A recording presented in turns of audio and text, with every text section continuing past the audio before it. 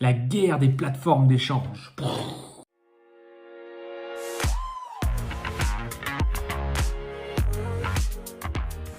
Salut l'équipe, j'espère que vous êtes en pleine forme. On va parler des exchanges, donc des plateformes d'échange de crypto-monnaies, le marché secondaire, les fameuses plateformes qui aujourd'hui dirigent une grande partie du marché crypto. On a des petites, on a des grosses, on va faire le point sur tout ça parce qu'avec le bear market actuel, ça bouge énormément de ce point de vue-là. Alors pour rappel, pendant le bull run, tout le monde a fait un peu les Américains. Clairement, entre FTX qui rachète le nom d'une salle de basket des Miami Heat, Crypto.com qui fait la même chose avec l'ex Staples Center de Los Angeles. Il y a eu le Super Bowl, bref, beaucoup de choses, beaucoup d'argent donné quelque part dans du marketing.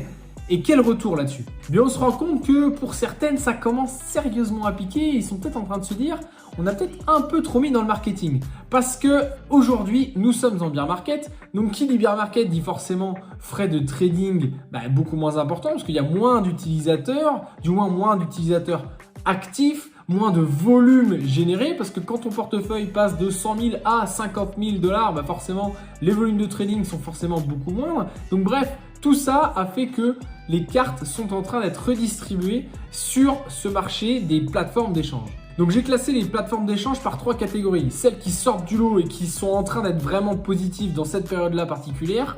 Celles qui sont un peu électron libres et qui pourraient sortir du lot dans quelques mois, quelques années. Et celles qui prennent très cher en ce moment et dont il faut peut-être potentiellement se méfier. Je rappelle qu'on est sur des plateformes centralisées et le principe c'est que vous n'avez pas les clés privées de vos portefeuilles. Donc si jamais elles décident de fermer et mettre la clé sous la porte, vous pouvez faire une croix sur vos actifs. Alors dans la catégorie de celles qui se détachent vraiment, je sors 3 plateformes, Binance, FTX et Kraken, pour des raisons différentes. Binance aujourd'hui, leader mondial, ils ont des volumes de trading énormes, donc des commissions énormes. Ils ont commencé à faire vraiment passer à l'action sur l'aspect marketing avec notamment Cristiano Ronaldo, avec le TikToker Kabil Lame, bref.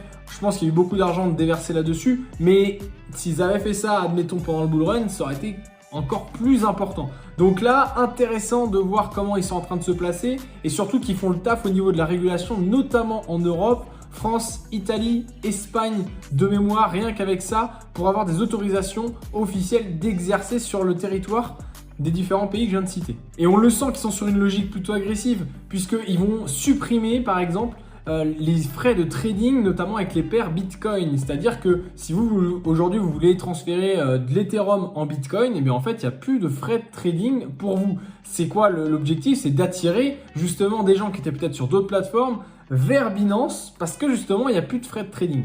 FTX, eux, ils sont sur une autre stratégie. Ils sont sur je rachète les petits. C'est aussi simple que ça. Le PDG donc de FTX, Sam Beckman, du coup est en train de tout simplement essayer de racheter tout ce qu'il peut racheter. Il a fait pas mal d'argent dans le bull run. Ils ont été intelligents, même s'ils ont été plutôt assez forts sur le marketing.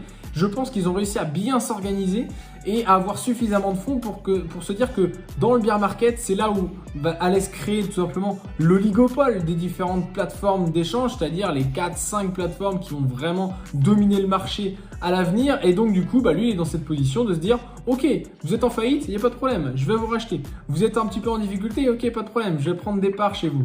Et en fait, comme ça, quelque part, il étend son pouvoir à travers d'autres plateformes d'échange pour créer un grand groupe. Et la troisième, c'est Kraken. Pourquoi Kraken? Parce que pour moi, ils ont mis la stratégie du vétéran en place. C'est très simple, c'est on ne change rien. On est là depuis un paquet de temps.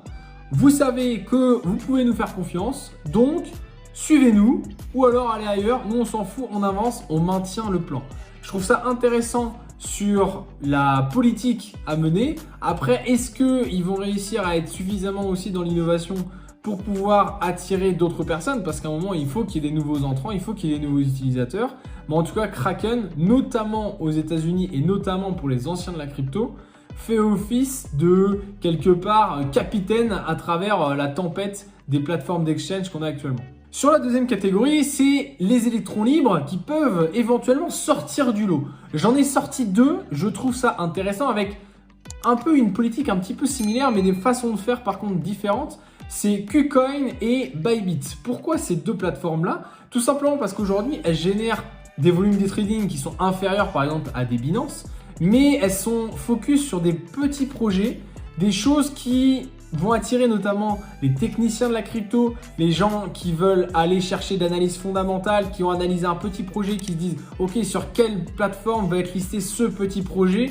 On sait qu'il sera sur ce type de plateforme, sur KuCoin, sur Bybit, de manière justement à pouvoir sortir des gros gains. Et quand on arrive sur Binance, quelque part, c'est presque déjà trop tard sur des listings de crypto-monnaies. On a pu le voir déjà par le passé avec de nombreuses crypto-monnaies qui arrivaient sur Binance et qui au final avaient un dump assez important. Pourquoi? Parce qu'elles étaient déjà listées sur d'autres plateformes et que les purs investisseurs, les investisseurs early, on va les appeler comme ça, en fait, ils avaient déjà acheté cette crypto-monnaie sur des plateformes comme KuCoin ou Bybit. Donc ces deux plateformes, je pense, sont vraiment à suivre sur les prochains mois. Et la dernière catégorie, les perdants, celles qui prennent tarif le plus, Coinbase, Crypto.com et Huobi, qui sont des leaders dans leur domaine, mais qui prennent très très cher, notamment en termes de recrutement d'effectifs. Du moins c'est plutôt dans l'autre sens là actuellement. Coinbase, eux, ont un procès potentiel qui pourrait sortir face aux gendarmes financiers américains, la SEC, suite à des histoires de security token. Bref, je ne vais pas rentrer dans le détail ici, mais en tout cas, c'est jamais très très bon. L'action Coinbase a dégringolé depuis son entrée en bourse, donc ça aussi, c'est un mauvais signal pour les investisseurs, on va dire, traditionnels qui souhaiteraient rentrer en bourse. Ils sont très très bien placés sur l'investissement institutionnel, c'est-à-dire des grandes entreprises qui souhaitent investir en crypto passent par Coinbase aujourd'hui, mais ils pourraient perdre leur place et se faire voler la place par exemple par des Binance ou par des FTX sans problème. Coinbase, grosse réduction d'effectifs. De tête, il me semble, ça doit être autour de moins 10, moins 15% de leur effectif actuellement à l'heure où je vous parle. Donc, ce qui est quand même conséquent. On verra un petit peu ce que ça donne. Je pense que le clip du Super Bowl, qui avait à l'époque très très bien marché d'un point de vue marketing, leur a coûté très très cher et peut-être qu'ils vont regretter ce type de publicité à l'avenir. Crypto.com, évidemment, eux aussi prennent très très cher. En même temps, quand tu rachètes le Staples Center, ça doit te coûter un bon petit billet.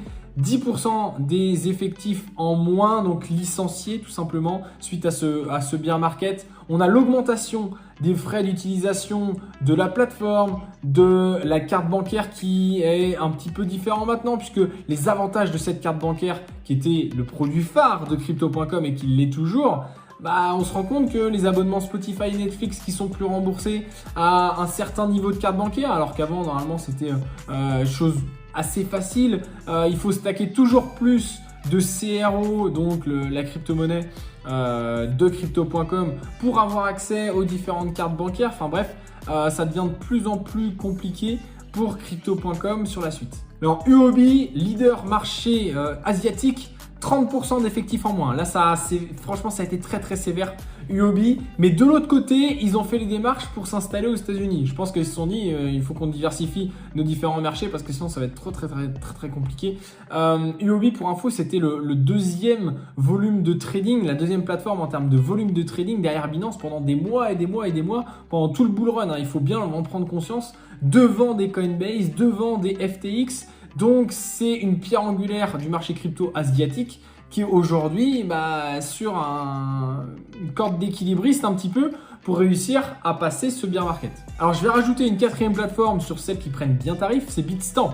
Bitstamp, ils ont quand même osé, ils ont failli mettre en place ça d'ailleurs, c'est le fait de taxer les comptes qui sont inactifs où il n'y a pas de volume de trading. C'est-à-dire que, admettons, j'achète, 200 € d'Ethereum et donc derrière, je le garde et eux me taxent directement parce qu'il n'y a pas de volume de trading. Donc quand on est rendu à faire ce type de mesure-là, on sait pertinemment que c'est ce genre de mesure qui fait fuir les utilisateurs, mais c'est qu'on est vraiment en rate de thunes à fond, quoi. Les mecs, ils essayent d'aller à droite à gauche, gratter tout ce qu'ils peuvent. Donc, vous le comprenez bien, on est à un moment où les GAFAM des plateformes d'exchange sont en train de se créer. Cet oligopole de peut-être 4, 5, 6 plateformes, ça va sûrement être des groupes, puisque comme FTX commence à racheter d'autres plateformes, peut-être que d'autres vont faire ça aussi. Ça va être très intéressant de voir la suite. Ce qui est sûr, c'est qu'en ce moment, il y a des attaques en règle. KuCoin qui se fait attaquer par des influenceurs à plusieurs reprises en disant les gars, il faut tout enlever de chez KuCoin parce que la plateforme tient pas la route, on vous expliquera plus tard. Des influenceurs qui ont énormément de milliers et de millions d'abonnés, forcément ça a un impact. Est-ce que c'est vrai? Est-ce que c'est faux aujourd'hui? Ça ressemble vraiment à du FUD. Est-ce que c'est d'autres plateformes qui ont payé ces influenceurs pour le faire? On peut se poser la question. Maintenant, on n'a pas les preuves ou quoi que ce soit, ça risque d'être compliqué de prouver ça. Mais en tout cas, voilà un petit peu l'état d'esprit dans lequel aujourd'hui les plateformes d'exchange sont. Et nous, en tant qu'utilisateurs, on doit impérativement se protéger, diversifier et éventuellement aussi utiliser des portefeuilles décentralisés, notamment pour les crypto-monnaies qu'on va garder très longtemps. Donc pourquoi pas des ledgers, des MetaMask, des choses comme ça qui vont nous permettre d'être tranquille, d'avoir nos propres clés privées. Et puis après, pour l'aspect trading, évidemment, on sera obligé de passer par des exchanges centralisés. Alors obligé, façon de parler, parce qu'on va avoir aussi des Uniswap, on va avoir des choses comme ça qui peuvent nous être utiles dans certains cas. Attention aux frais Ethereum, notamment sur Uniswap dans certains moments. Mais bon, bref, j'espère que ça a été vraiment beaucoup plus clair là-dessus. Vous avez un petit peu plus d'informations sur cette guerre des exchanges qu'il y a en ce moment. On se dit à très très vite pour une prochaine vidéo. Ciao, ciao!